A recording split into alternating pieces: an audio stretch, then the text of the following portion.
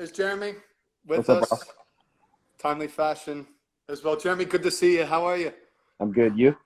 Good, good. Thanks for taking the time to jump on. Where have I caught you in your day? Whereabouts are you? Uh, we just got finished with breakfast, and now I'm back in my hotel room. But I think there's a little echo, so I'm looking for headphones real quick. Oh, okay. How we sounding, Jeremy? A bit better? Yeah, that sounds good. Okay. Perfect. So you just finished breakfast? Yeah, finished breakfast, off to the gym session, in an hour or so, and then Okay. training later in the evening. Kind of keeping everything as routine as possible, so that we can stay in good shape and keep going. Because obviously it's been a decent start. Lots of positives to build off of, but it's Sure. just two games when in the scheme of hopefully several more. You're obviously staying on Portland Pacific time as well, having a late breakfast. What has that been like? I mean, you got late sleeping and late waking up as well, so it feels odd, frankly, because you wake up halfway through the first game of the morning and you're like, oh, I missed the first game. But ultimately, you get on with your day and you realize that it's the best way to go when you're playing 10:30 games at night here Eastern time. Those are challenging to adapt to. Right. So we're definitely doing the right thing. What is bedtime like then for you if you're staying on that time? Is it a 1, 2 in the morning? Yeah, on a later night it's 1-2. On an earlier night towards midnight, and then wake up and try to get about your day early, but then get a nap as well midday, so that you still got the energy to power through and not go to sleep too early is on the other side. So you said you got a gym session today. Is it a double session then today? Gym session, then training at night? We're obviously two Yeah, days out from the LAFC match. yeah, it's I mean, you could call it a double session, but the loads are obviously very managed, making sure that we're getting the right amount of work, working hard when we have to, and on very specific things. And then on the flip side, also making sure we're rested, because there's starting to be a lot of minutes adding up. For sure. Overall, before we get to life on the pitch and start to pick your brain, what's the bubble experience been like for you? Obviously, something that's so different. What is your take of it all so far? Yeah, the first few days were challenging. You're hearing a lot of rumors swirling around about X team and X player getting, infected, and obviously you want the best health wise for everyone. And immediately when you hear things like that, you start to fear for yourself. Fear if you've put yourself in a position where you're not going to be coming out in a safe manner, and then you start thinking about your family too, and the stress that that's putting onto them. But ultimately, it has calmed down. I think there was some good news recently that said there haven't been any new positives since the early onslaught of cases, and it's unfortunate that Dallas and Nashville weren't able to participate. But ultimately, it's for the betterment of our group and also for them. We want to make sure that they're healthy, and we know that they felt pretty strongly about what needed to be done to make sure that they're not jeopardizing themselves or anyone else. But other than that, it's pretty comfortable. It's like a long preseason, challenging, but part of the job. Part of the job. Part of the job, obviously, fitness levels. That was a big question coming in for all teams, just given the last 4 months being 4 months without a game. I was saying for you, Jeremy, you look fit, obviously, the way you're getting around the pitch. But even to look at you, as I'm looking at you now, you look as lean and as slim as I've ever seen in the face. Is that apparent to you? Is that something that you've looked to be as lean as possible? And as I say, you've always been fit, you've always been lean, but this is the most I've ever seen you.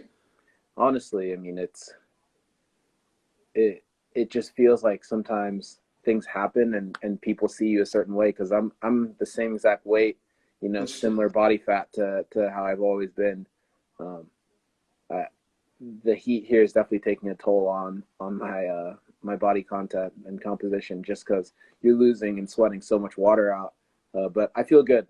I think our teammates also feel good. We had a good lead up to this tournament, even though we weren't able to have preseason and Mm-hmm. the amount of intensity that we would have wanted over an extended period of time. But we're in a good spot. The first game, we had to find our bearings, making sure that we were not overextending ourselves early on in the game, but also being aware that we would have a water break about halfway through the first half and through the Right. second half.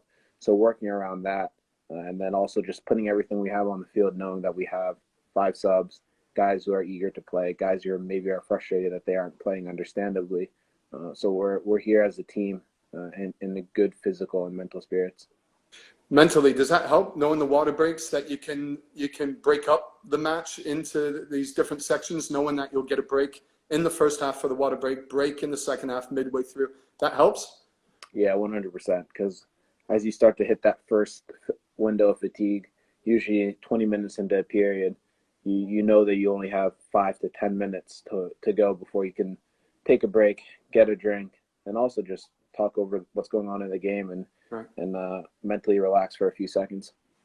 For the mental aspect as well, for a striker, you've scored 2 goals in 2 games. When you talk about the heat, sometimes is there a battle because you're making all the runs, it seems anyways, what's coming through the TV set, everything we can see, you're putting yourself in good positions. Mentally, is that difficult at times, grueling in the heat, thinking, okay, this time I might not have to make this run, I can maybe get away with it, but the honesty in yourself forces you to go get it. That little battle mentally to always make those runs, is that tough? Yeah, it depends. There are certain moments where you're getting the ball a lot, and so in that moment, you're always going to want to make the run, regardless of how tired you are.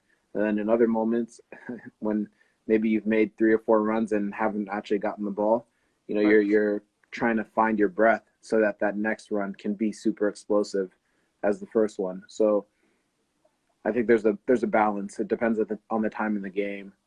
Depends on what effort is required in a given moment. But ideally, you're making every single run and more than you need to, so that you can stay in defenders' minds, so that they're always asking, where is he going, who's tracking him. That way, that one time that they're second guessing themselves, you just have to make your little movement, your little burst, and you've got the advantage. Well, that burst, you did get the advantage against Houston with your goal. And I mean this as a compliment. You were very selfish taking that strike on. That as soon as you got on the ball, there was no doubt in your mind.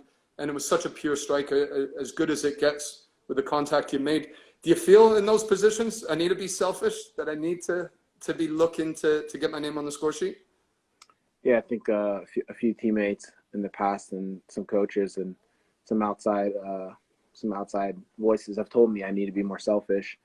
And when I'm in the box or in and around 30 yards, I just need to be looking to shoot the ball. And sometimes it's a little bit odd because I like to put my teammates in good positions.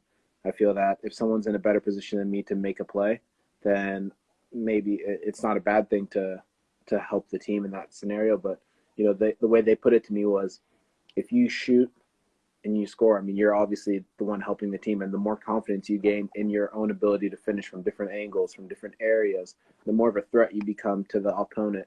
And if you're more of a threat, then it ends up opening up more people in different positions, so that now they can't just focus on, you know, Valeri or Blanco. Now they have to give attention to the striker. And then ultimately that opens them up to free them into making passes that they want to make, movements that they want to make, and finishing actions that they want to make too. So taking a little bit more responsibility. Sometimes it's going to be wrong. I think I had a position in the first game where I made a run into a similar area, different kind of run, and I had the same thing. As soon as I was getting the ball, I just wanted to shoot it, similar angle, and I kind of scuffed it a little straight to the goalie, whereas I had Marvin and Seba kind of tracking, busting, you know, their lungs to get there. And because I had that mindset, I was always going to shoot it, and I did. It ended up being a weaker shot, and I turned around and I saw Marvin open up the PK spot, and I'm like, oh, maybe I could have passed it there. But ultimately, you know, it's one of those where you apologize real quick and then you move on, because everyone kind of makes quote unquote selfish decisions in the middle of a game, and you can't take that personally. That mindset, the confidence levels, what's it like individually and as a team going into this LAFC match? People call this the group of death coming in, and you're at the top of the table for it. How important is it for you to finish top of the table of this group? Yeah, individually and as a collective, you know, you take confidence from the moments that you've had, but at the same time, you got to know that it's just one game so far, and each game gets more and more challenging. So you can't ride the highs in a complacent way. You got to take the good, acknowledge some of the moments of weakness, and then try to keep gearing towards more complete performances, which is what we're going for here. We know that we've done well, but we know that there's also more to offer, and that's hopefully what we're going to see against LAFC and beyond. Finishing first is obviously the goal of any team in any tournament. You want to put yourself in the best situation once you get to that next round, but we're not going to overexpose ourselves as well and get too emotional to get that result. We have to remain level-headed for the next 90 minutes and just try to replicate some of the good things we've done. When you talk about results, what's most important for the players? Because there's 3 points on the line for games. Is it the 3 points in matches, or is it the tournament and progressing through? Yeah, a lot of people are asking that question. Yeah.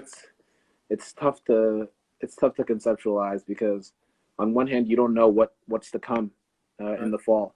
Right. You know, you and we're competitors as well, so you want to focus on the now. And right now, we don't want to go into a game against LAFC saying, "Hey, we want to tie," or "We're okay with a loss at this moment." It's the third game in a busy stretch in the regular season. We might rotate this game or whatever mindset might happen in the course of a normal regular season. We can't think like that. We have to go out there and win it. And if we come up short, then it's not going to be because we wanted to be lighthearted in the way we approach the game. We want to make sure that however we're playing, we're going out there for 3 points and continuing to build off the momentum. For you individually, we see on the TV screens with U.S. men's head coach Greg Berhalter at the matches, and it seems as though he's getting his eyeballs to a lot of matches. Obviously, you 2 great performances so far. Are you aware that the manager is there? If so, does that add any heights in motivation for you?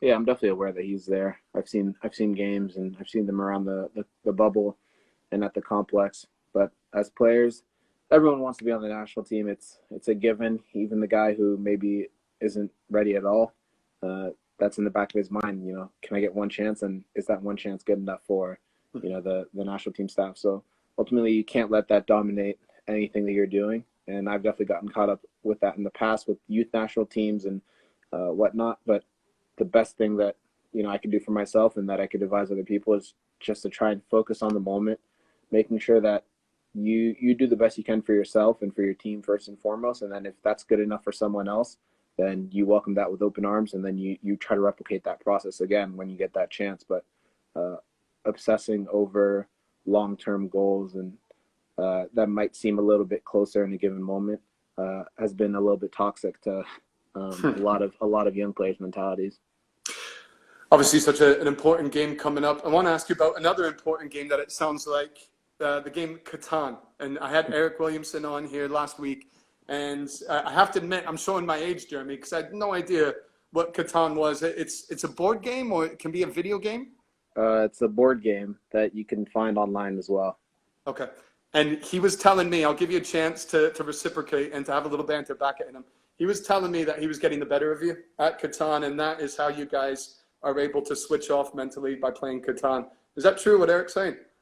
Yeah, Eric was speaking truth. I wish you could invite him on right now and ask him that question again, because sometimes you gotta let your opponents feel confident in what they do.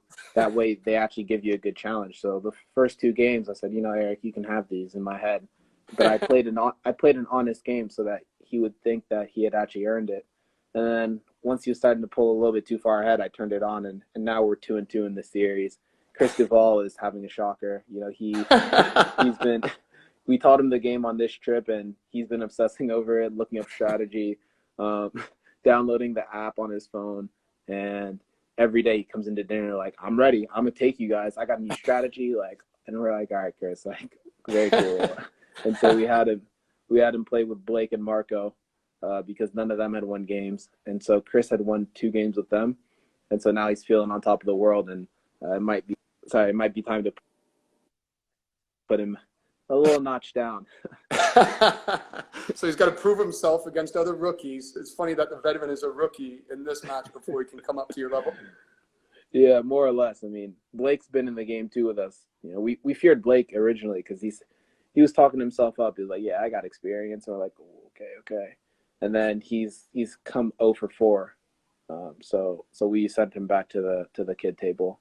And we might. It's a shame we can't cross team recruit for these games because we might need to add the competition from the bottom. Well, it's something we're going to have to monitor closely. Enjoy hearing that, the back and forth between you, maybe to get Eric on here. Chris Duval as well, give him a chance to have a say. But Jeremy. Don't give Chris the say. He'll lie. He'll spin. He'll spin it in his favor. All right, Jeremy, thanks so much for taking the time. Obviously, all the best against LAFC and the rest of the way in the tournament. Absolutely. Thanks for having me. Thanks for joining. There's Jeremy Ebobisse. Tune in Thursday against LAFC.